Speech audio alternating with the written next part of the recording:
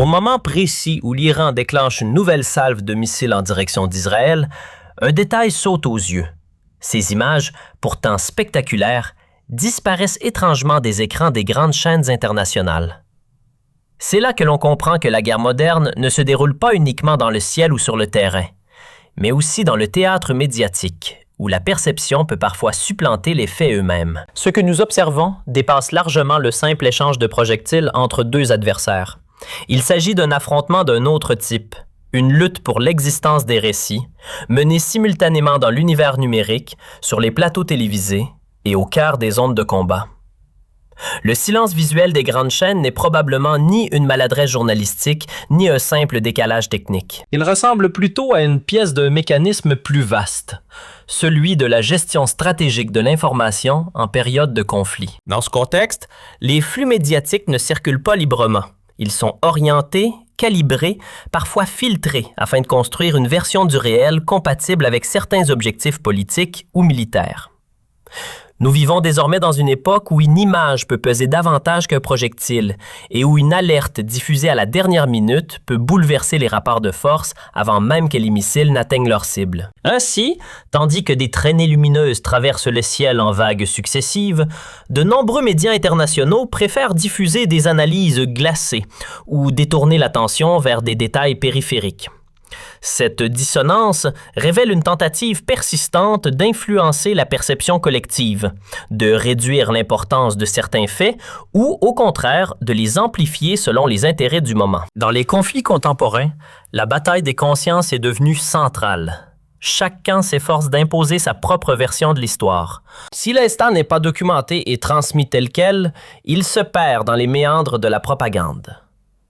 La supériorité médiatique aujourd'hui ne signifie pas nécessairement dire la vérité, mais plutôt la capacité de convaincre le public de ce que l'on veut qu'il croie, même si cela contredit ce qu'il voit de ses propres yeux. Ce décalage entre... Au moment précis où l'Iran déclenche une nouvelle salve de missiles en direction d'Israël, un détail saute aux yeux. Ces images, pourtant spectaculaires, disparaissent étrangement des écrans des grandes chaînes internationales. C'est là que l'on comprend que la guerre moderne ne se déroule pas uniquement dans le ciel ou sur le terrain, mais aussi dans le théâtre médiatique, où la perception peut parfois supplanter les faits eux-mêmes. Ce que nous observons dépasse largement le simple échange de projectiles entre deux adversaires. Il s'agit d'un affrontement d'un autre type, une lutte pour l'existence des récits, menée simultanément dans l'univers numérique, sur les plateaux télévisés et au cœur des ondes de combat. Le silence visuel des grandes chaînes n'est probablement ni une maladresse journalistique, ni un simple décalage technique. Il ressemble plutôt à une pièce d'un mécanisme plus vaste, celui de la gestion stratégique de l'information en période de conflit. Dans ce contexte, les flux médiatiques ne circulent pas librement. Ils sont orientés, calibrés, parfois filtrés afin de construire une version du réel compatible avec certains objectifs politiques ou militaires. Nous vivons désormais dans une époque où une image peut peser davantage qu'un projectile et où une alerte diffusée à la dernière minute peut bouleverser les rapports de force avant même que les missiles n'atteignent leur cible. Ainsi, tandis que des traînées lumineuses traversent le ciel en vagues successives, de nombreux médias internationaux préfèrent diffuser des analyses glacées ou détourner l'attention vers des détails périphériques. Cette dissonance révèle une tentative persistante d'influencer la perception collective, de réduire l'importance de certains faits ou, au contraire, de les amplifier selon les intérêts du moment. Dans les conflits contemporains, la bataille des consciences est devenue centrale. Chaque camp s'efforce d'imposer sa propre version de l'histoire. Si l'instant n'est pas documenté et transmis tel quel, il se perd dans les méandres de la propagande. La supériorité médiatique aujourd'hui ne signifie pas nécessairement dire la vérité, mais plutôt la capacité de convaincre le public de ce que l'on veut qu'il croie, même si cela contredit ce qu'il voit de ses propres yeux. Ce décalage entre la vérité flagrante et le filtrage médiatique soulève de profondes questions sur le rôle des médias indépendants, qui semblent avoir pris parti dans la bataille de l'image. Cela laisse le spectateur ordinaire perplexe. Doit-il croire ce que ses yeux voient dans les vidéos fuitées et les moments spontanés, ou les analyses sophistiquées qui tentent d'embellir ou d'occulter la réalité? La guerre médiatique est une guerre d'usure des esprits, et celui qui contrôle la télécommande et les plateformes numériques possède le pouvoir de diriger le cours de la guerre et de désigner le vainqueur et le vaincu aux yeux de l'opinion mondiale, indépendamment des résultats réels sur le front. Ces événements ont démontré que le contrôle de l'information est le soft power, la puissance douce qui soutient la force brute. En occultant certaines scènes et en mettant d'autres en évidence, une carte mentale est dessinée pour le spectateur, le poussant à réagir à l'événement de la manière souhaitée.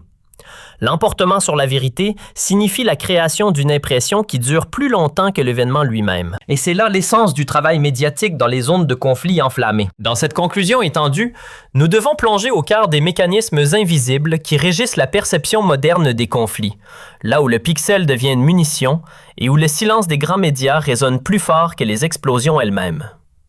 Ce que nous observons lors de cette vague de missiles n'est pas seulement un événement balistique.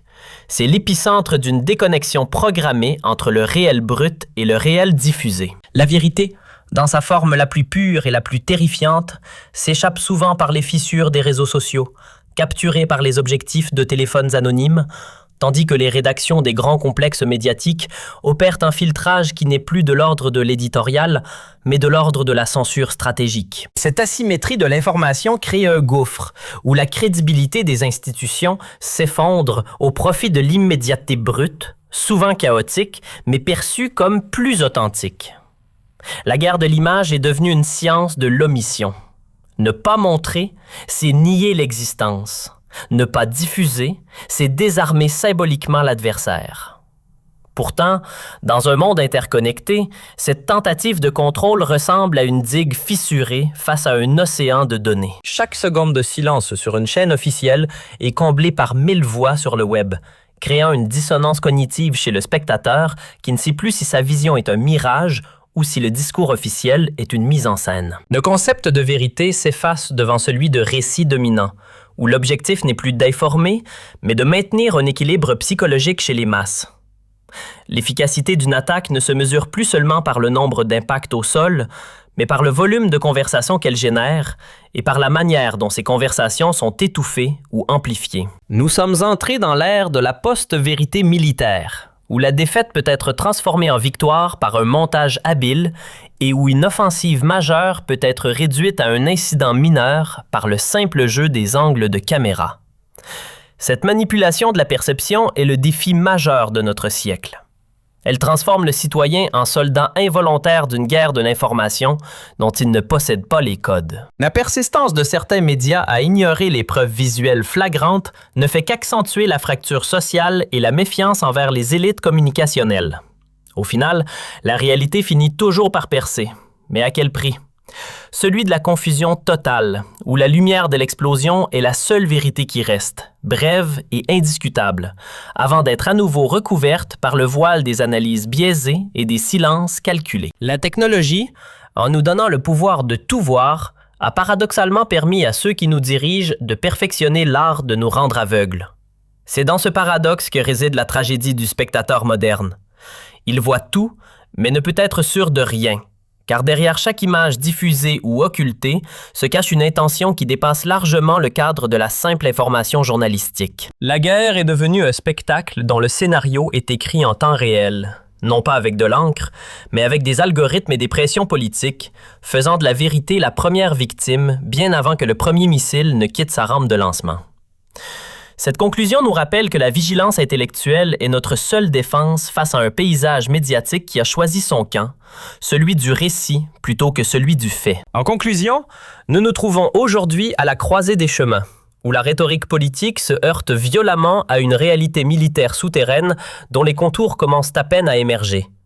Ce que les hauts responsables de l'administration américaine tentent désespérément de présenter comme une phase de transition vers une stabilité régionale accrue n'est, selon toute vraisemblance, que le prélude à une confrontation d'une ampleur inédite. Le défilé incessant des officiels sur les plateaux de télévision, de J.D. Vance à Steve Witkoff, ne vise pas seulement à informer, mais à conjurer le spectre d'une guerre sans fin qui hante l'inconscient collectif américain depuis les déboires en Irak et en Afghanistan. Cependant, l'assurance affichée par Netanyahou sur Fox News, mêlant promesses de paix messianique et menaces existentielles directes contre le sol américain, trahit une nervosité profonde, celle de voir le contrôle des événements échapper totalement à la volonté des acteurs traditionnels.